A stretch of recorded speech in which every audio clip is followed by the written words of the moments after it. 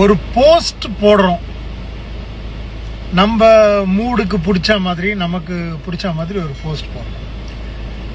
India is a democratic country. யார் வேணாலும் என்ன வேணாலும் எதை பார்த்து எப்படி வேணாலும் அவங்க மனசுக்கு என்ன தோணுதோ அதை சொல்லலாம். நீ ஏன் இப்படி சொன்னன்ற கேள்வியை யாருமே யாரையுமே கேட்க முடியாது.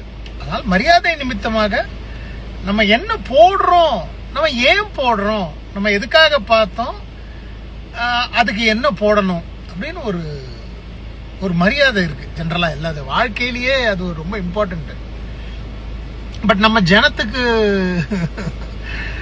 அது என்னமோ வன்மம்ன்றது எல்லாருக்கும் உள்ளுக்குள்ள எங்கேயோ ஒரு ஓரத்துல அப்படியே வெயிட்டிங்ல இருக்கு.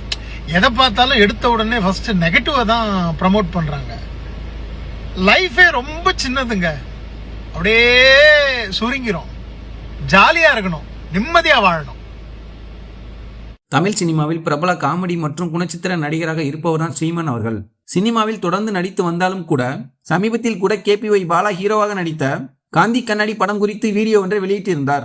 இந்த வீடியோ இணையத்தில் வைரலாக, இதைத் தொடர்ந்து பொதுவாக இந்த டெமோக்ரஸி நாட்டில் ஒருவர் மீது ஏன் இவ்வளவு வன்மம், மேலும் மனிதன் வாழ்க்கையை ரொம்ப சிறுசு அப்படின்னு வெளிப்படையாக பேசி வீடியோவை வெளியிட்டுள்ளார்.